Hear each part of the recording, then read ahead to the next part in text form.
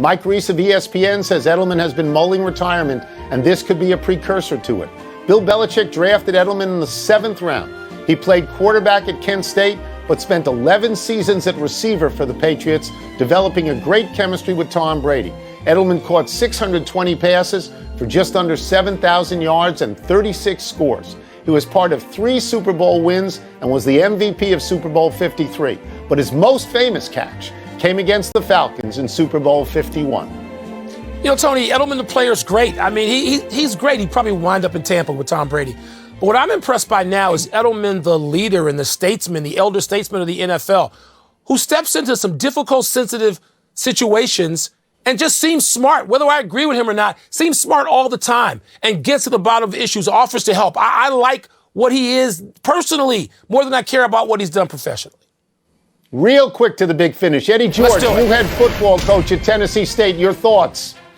Black college football having a renaissance. Deion and Eddie George coaching. I like where this is going. Hope.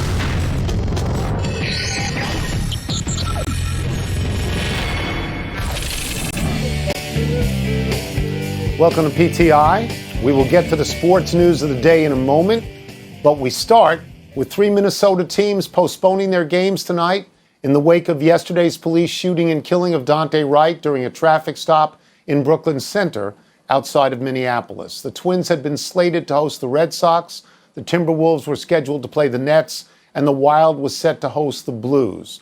Wilbon, what do you think of the decisions to postpone these games? Tony, I applaud the decision. And my knee-jerk reaction when I first heard it was, oh my God, Minnesota, here we go again. It's not yet been a year after the murder of George Floyd. And Tony, I'm going to quote someone I like a lot who played in the NBA, I don't know, at least 15 years, Richard Jefferson, on a show that preceded ours, The Jump. And Richard's obviously feeling what a former player would feel, but also looking at this in that community in Minneapolis, said very simply but eloquently, I thought, people deserve to be able to say, I need a moment. I just need a moment. This is a lot. I am not ready to entertain tonight. I need a moment. And I just found myself nodding in complete and total agreement with him. If there's any place in America or the world where people might say, I need a moment, it's a greater Minneapolis area. It's the state of Minnesota. And so canceling those games almost immediately, Tony, seemed to be the right tone to me. We're not going to think about this for a long time. We're not going to put this out there for a vote. We're not going to see what people think on social media. We're going to say we all here need a moment. And so I think I need a moment. And I'm sure that people in the greater Minneapolis area need that, whether they play sports or not, whatever they do in their lives. And so, yes, I am very much in agreement with postponing those events. And then we have to take the temperature and see where we are tomorrow. Yes, I mean, I agree with that wholeheartedly. I took a couple of notes and I wrote down a couple of words.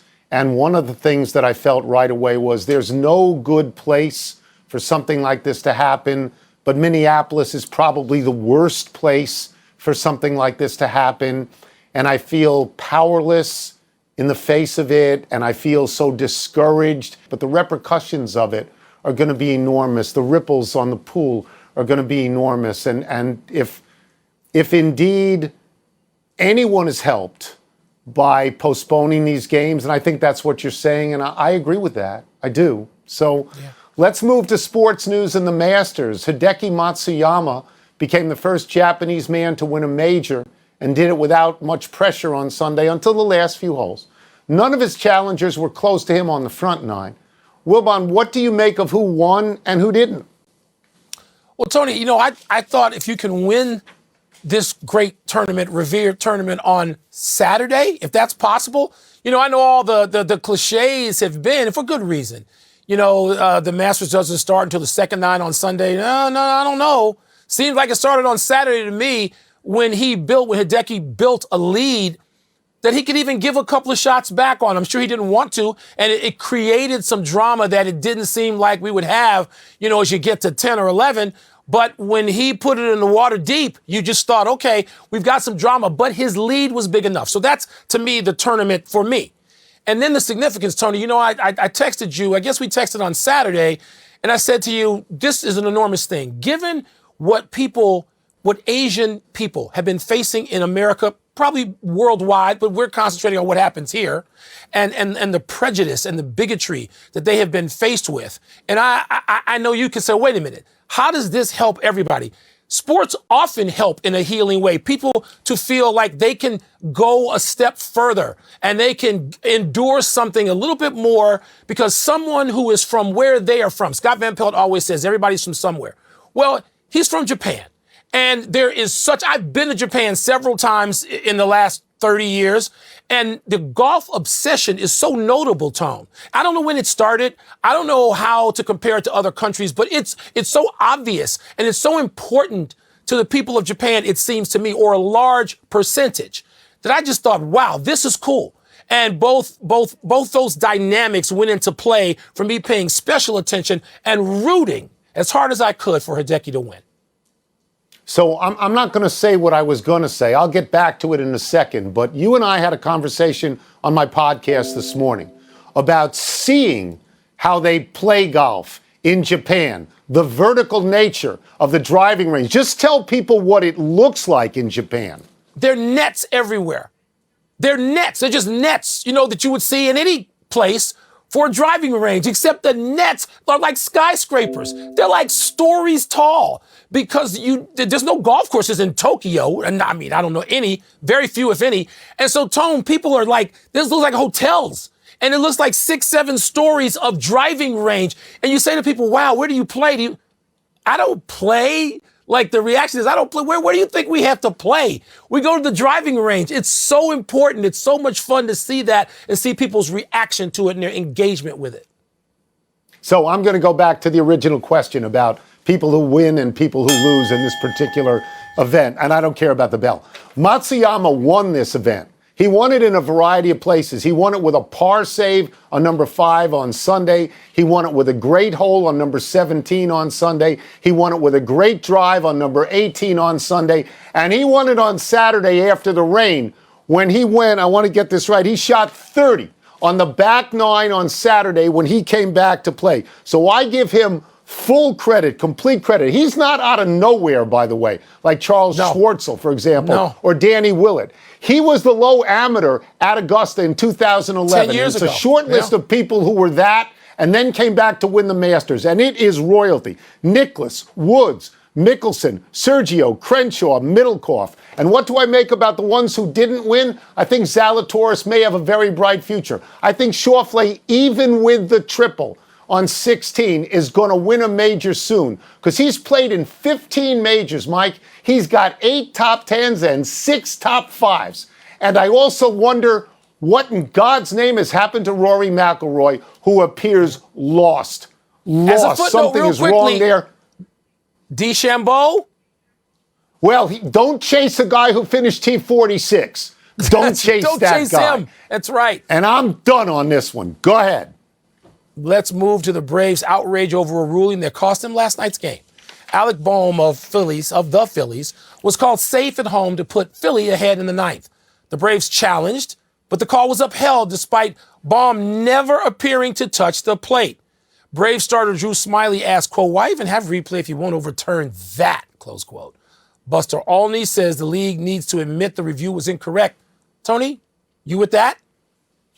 Okay, so the only sports event I watched this entire weekend was the Masters. That's Same it. here. No baseball, no basketball, just the Masters. So when I found out we were going to do this story, I had seen this morning on SportsCenter.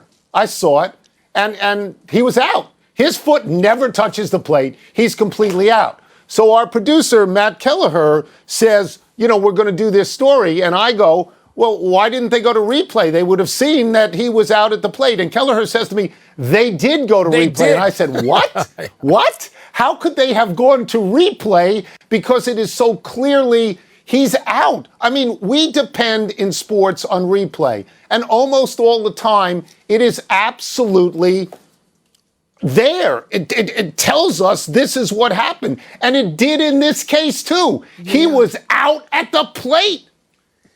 He was out, Tony. I mostly agree with the sentiment of if you're going to have replay, how can you not overturn this? I largely agree with that. It wasn't the most egregiously wrong thing I've ever seen in any of the sports. I've seen worse in every sport, maybe not baseball. I mean, baseball comes closest to getting it right without replay. So it's stagnant. It's station to station. You can see it happen right in front of you, usually, though not all the time.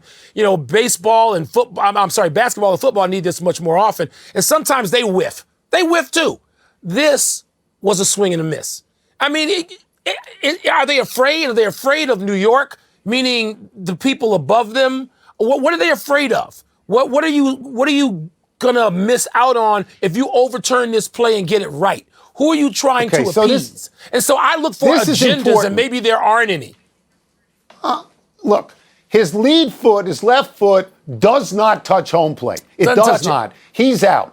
This is a division game. They play each other 19 times this season. The next time they play in Atlanta is pretty close. It's May 7th. You need to start the game in the bottom of the ninth. You have to pick it up right there. They're not going to do it. You're right. They have to. They're not. This was the third out of the top of the ninth, and you're going to say, well, Atlanta didn't score. Well, there's a big difference between being one down and being even. You pick this game up where it left off. They're not going to do it. You take that this means win. Saying I'm wrong. I agree with you, but you know leagues don't like to say I'm wrong when it comes to what happens in the field of play. They don't want to do it. They don't have the guts to do it. It's not a playoff game in football. They're going to play each other 19 times all year. Let's take a break.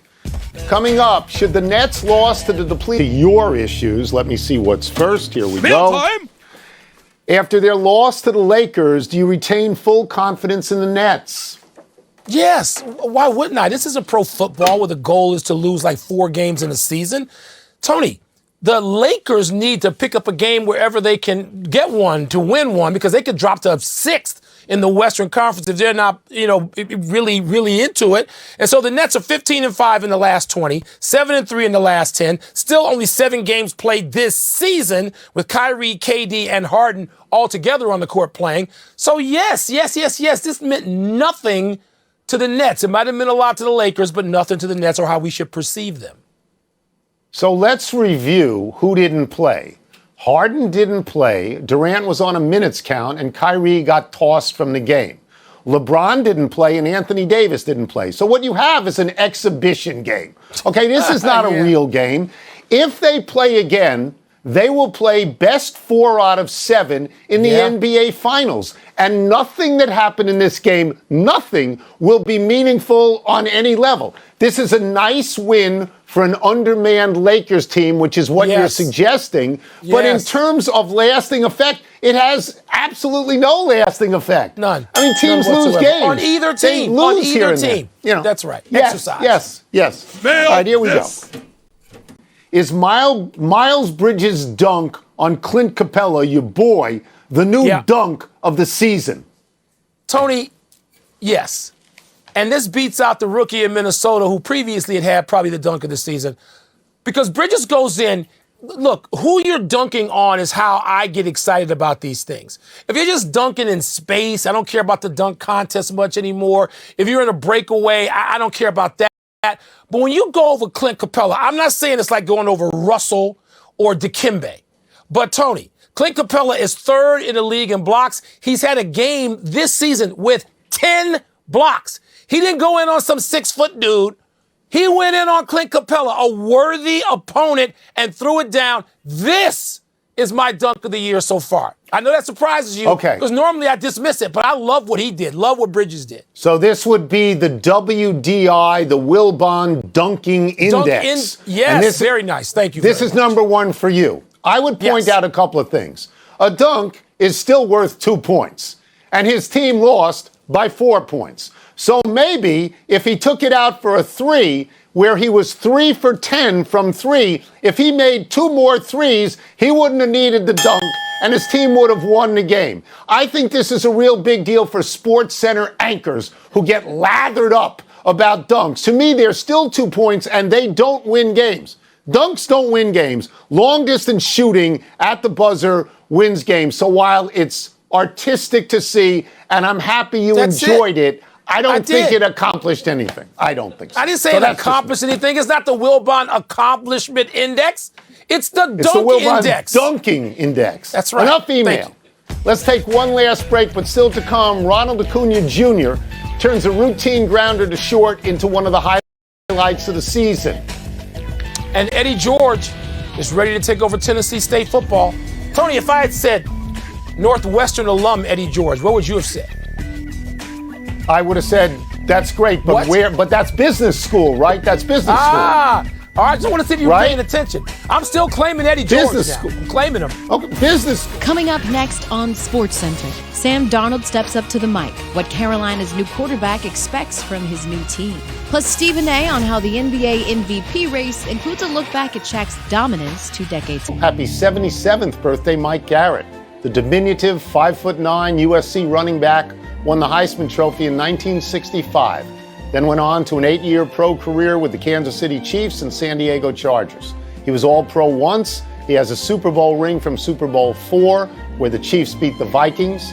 Garrett returned to USC as athletic director in 1993 and had the foresight to hire Pete Carroll. To show you which sport USC prioritizes, Garrett was replaced in 2010 by Pat Hayden, another star football player for the Trojans. Tony, how glamorous was that position and playing it for that school in the 1960s? I know that Mike Garrett is the first Heisman Trophy winner that I remember actually playing in real time. I guess I was, 6 or 7 years old. But we know who came later. A much more infamous figure in history, period. But that position at that school, man, it's hard to beat that. Even a quarterback wasn't as important as those guys back then. Number 32. Happy anniversary, Steffi Graf. On this day 35 years ago, Graf won her first professional tournament, beating Chris Evert in Hilton Head. Graf was 16 at the time. She had been 0-6 against Evert. Graf never lost to Evert again. In her career, Graf won 22 majors. Only Margaret Court and Serena Williams have won more. Graf held the world #1 ranking for 377 weeks, longer than any player, male or female, since the WTA and ATP began issuing rankings in the 1970s. Graf's husband, Andre Agassi, held the #1 ranking for 101 weeks. Not nearly as long as Graf. No. Tony, Steffi Graf is so great and so gracious. Just the way she won, the way she conducted herself, all of it. But I cannot look at her career without, sadly, thinking about that idiot who stabbed Monica Seles in some misguided attempt to show some. I can't separate them. Seles' career was reduced because of that, and she was Graf's primary rival and was really taking her out in a stretch during the period in which she won so many of those majors. I can't separate them. Maybe you're better than me when it comes to that. I am better than you at this. I separate them easily. I Happy trails to a routine out for the Phillies. Ronald Acuna Jr. hit a ground ball to Philly shortstop Didi Gregorius last night on the first pitch of the game. Routine play, right? No. Acuna covered more than 30 feet per second and beat what was Gregorius' fastest throw on a ground ball since 2016.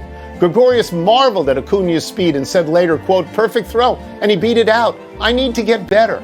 The average MLB speed to first is 27 feet per second. 30 is considered elite. Acuna went 31.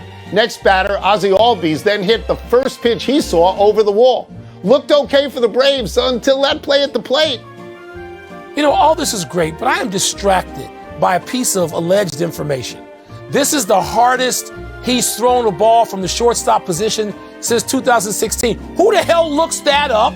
And can you tell me, was it deep short? Was it medium? Was he on the outfield grass? Was he moving with momentum to second base? No one wants to use their eyes. They have to come up with numbers. It angers me, and it has distracted me in a story that, you know, is probably pretty cool. Metrics. You hate metrics. Gregorius said, "I've got to get better. This guy's quick." A bonus happy trails to Julian Edelman. The Patriots released the receiver this afternoon after he reportedly failed a physical. He's been trying to recover from a knee injury. Mike Reese of ESPN says Edelman has been mulling retirement.